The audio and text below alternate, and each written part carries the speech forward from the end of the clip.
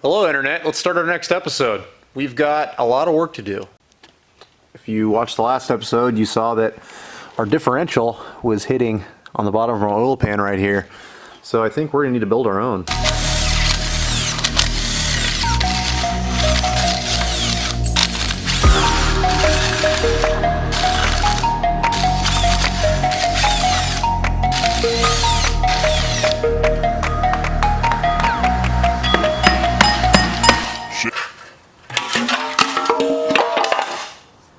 Well, that was clean.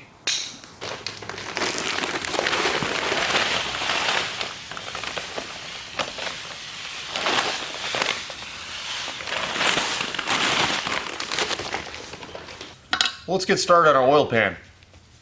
What I plan to do is to take this transition punch, line it up, punch a couple of marks for the oil pan holes, and then I'm going to drill those and then sandwich these two plates together with some all thread and some nuts. So what that'll allow me to do is keep this nice and straight while I go through and I make center punch markings for everything else and then drill all the rest of the holes.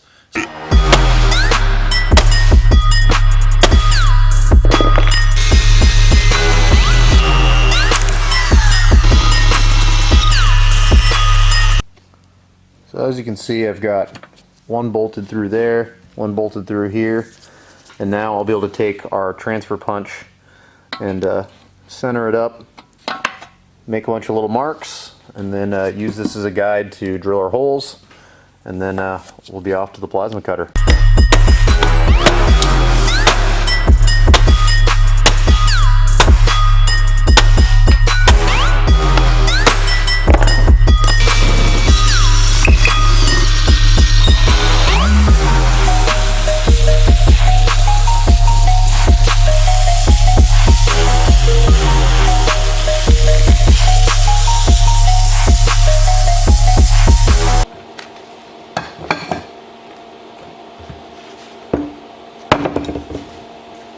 Well, I just got done cleaning up the base for the oil pan. I like to write up, down, top, bottom, stuff like that whenever I'm doing projects like this, because this is not a uniform shape, meaning that you can't just flip it over and it works fine both ways. So I've learned my lesson the hard way a few times, that if you don't write which way goes which, it's easy to get hyper focused on whatever you're working on when you're fabricating and build things the wrong way. Well, I've got the first template marked out, hopefully the last. What I did is I drilled some holes on my corners. Makes it a little easier. It's a nice start and stop point for your plasma cutter. Oh, sounds like a dog came in. Hey, bear. Anyway, so I'm going to cut this out and then test fit it and see if I have to trim anywhere else in order to make everything clear.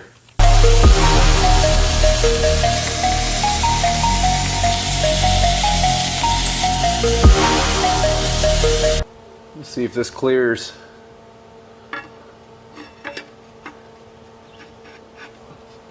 Ooh, that looks just about right.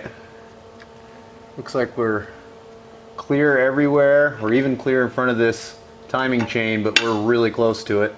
So I'll just have to make note of that whenever I'm going through and welding everything up.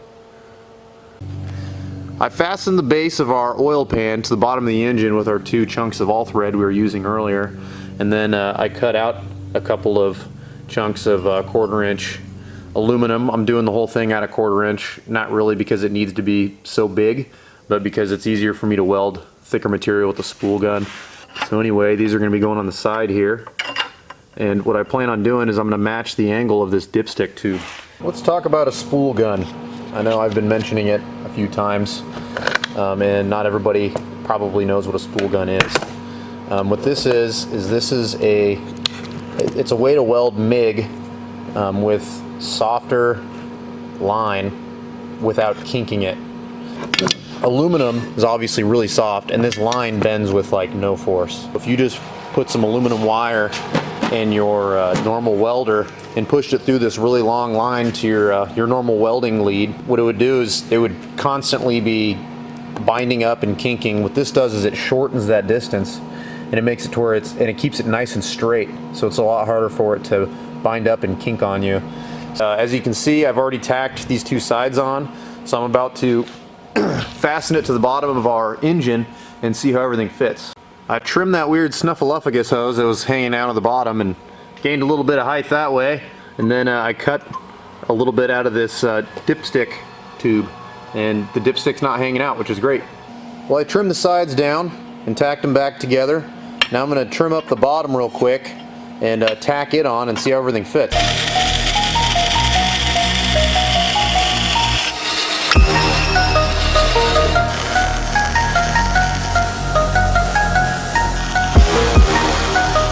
Well, everything clears. It looks like we've got about a 1/4 inch or so between our pickup and the bottom of the pan. I'm going to make some cardboard templates for the front and the rear real quick, tack it all together, and then make sure that we have final fitment before I finish welding.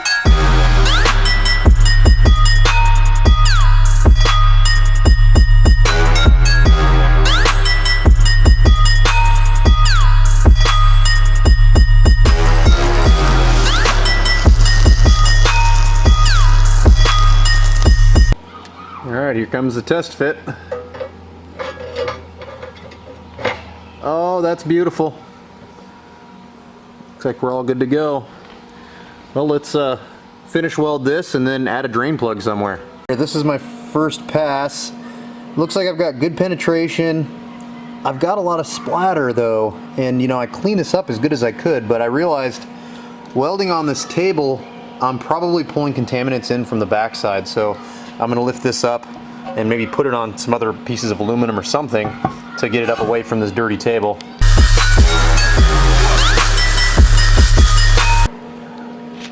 Well, you can see the second pass is much cleaner. There's none of that spatter that I had in the first, so just lifting it up off and putting it on this other piece of aluminum seemed to be what I was needing. It's so crazy how sensitive aluminum is to contamination. So anything you can do to keep it clean, the better your results are going to be.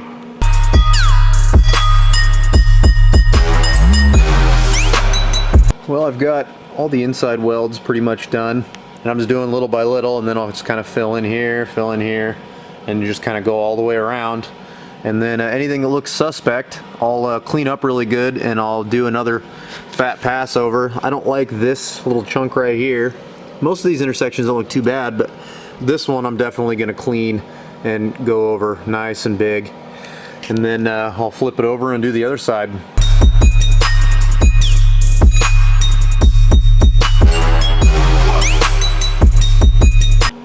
Well, I got everything welded on the inside. There's only a couple spots that I think are a little suspect. Of course, that one I can like see through. That's just, you know, those holes that I started out with whenever I was using the plasma. That's the edge of one of those. So I'm actually going to grind this smooth, clean it up, and then weld over it. And when you're welding over something like this, you want to start next to it and finish next to it. You don't want to just kind of glob it all up on top of it. You want to like start over here and work your way over. And then I've got another spot here I want to do the same thing, and then that spot we talked about earlier where I'm going to probably start up there and just get a nice big fat bead right over that. Once I flip it over on the other side, I'm just going to basically do the exact same thing. Well, I got the majority of it welded up on the bottom here, so now I'm about to do my last pass, and what I was talking about earlier is instead of welding from here to here, you actually want to weld from here to here, so you overlap a little bit. That I've had better luck with trying to make things like this seal up whenever you do it in that orientation. It's not beautiful, but it'll work. If I wanted beautiful, I probably would have had to buy a TIG welder, and this wouldn't exactly be the low buck diesel truck at that point. So I'm using what I've got. I think what I'm coming up with for a drain plug is I'm going to weld another plate right here. I'm going to drill and tap it just for a 1/2 inch plug, and just generic 1/2 inch iron pipe plug you can find at any hardware store. I could do it for some kind of special, you know, German drain plug, but I don't have a tap for that anyway, so I'm just going to keep it simple. Got it most of the way cleaned up. Drilled a pilot hole for the drain plug. Basically, I just wanted to give me at least 1/2 inch of of meat to tap into for the plug, and then I kind of went through and buzzed this all flat, took the edge off of everything so I don't have any hang-ups whenever I bolt it up to the bottom of the engine. So I'm going to finish drilling this to a, I believe it was an 11/32, 11/16. I'm going to drill this to an 11/16 and then tap it out for a 1/2 inch MPT.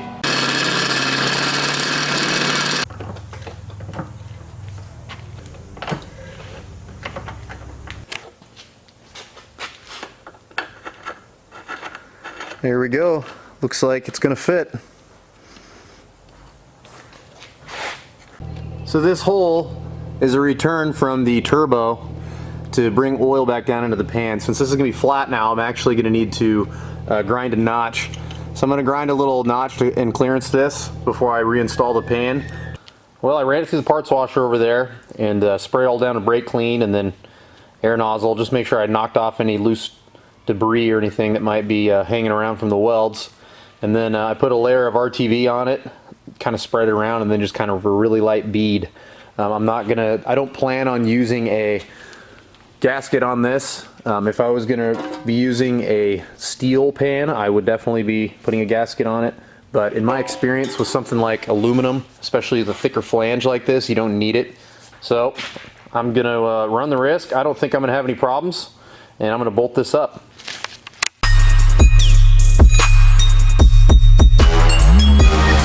Oh my god, dude, there's spiders everywhere. I know. I can bring out the torch and burn them if you want.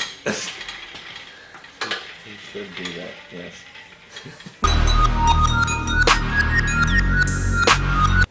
Well, we have a whole bunch of the bolts threaded. You know, I'm not gonna bore you and record me threading every single bolt into the bell housing, but we just dropped it back down on its own weight. It's on the weight of the engine mounts now, and the cherry picker is no longer holding up the weight of this engine. So the front looks like our oil pan is giving us, let's see, better clearance over the top of the axle for sure. It's not on the weight of the axle yet, so it's still going to be coming up and getting extremely close to that oil pan. What I'm hoping, let's see if I get a better view. There we go. I'm hoping that between the clearance I made here and the lift kit, it'll give me enough. If it's not, plan C, I guess, would be to pull these motor mounts back out, trace them, and make spacers. So I mean, I could just take and cut in some aluminum. You know, I could do 1/2 inch, 1 inch, whatever, 1.5 spacers, but however much I can to bring the engine up higher. So started with a low point, and now I can make it grow a little bit taller if I need to. I figured when I was doing this swap that one of the bigger challenges was going to be oil pan clearance. So this is what I have to work with. Well, the engine is in. What's next? Let's get going on this clutch. There's a weird bracket that obviously has been modified by somebody. It goes in on the other side of this this thing that pivots, and this goes into you can hear the clutch pedal. So anyway, the way that this was when we pulled it off, it was kind of like all twisted and janked up, and I bet that makes it hard to push on the clutch. So what I plan to do is make it some sort of a plate that I'm going to bolt. Ooh, let's see if I can get the camera in there well enough to see this. I'm going to make some sort of a plate that is going to bolt on a couple of these bell housing bolts, and then I'll get this adjusted nice and squared up where I need it, and then I'm going to tack this existing piece onto it to where everything's nice and tight and where it should be, and then I'll weld it up and bolt it on. That way hopefully it'll get ahead of any kind of problems I might run into later on down the road.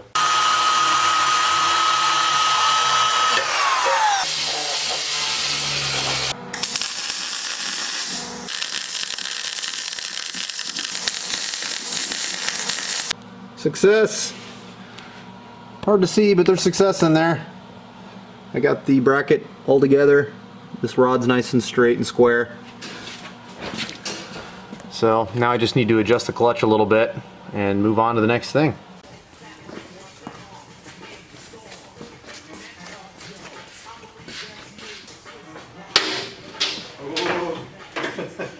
Feels like it's gonna come apart. I'm like split here. I can be lined up. Yeah. Sorry? Oh, hey spider. Jesus, thank you. Right in my face. Room for days. It looks like just the right level of dirt and grease for both. It's not like the truck is too clean for the engine or vice versa.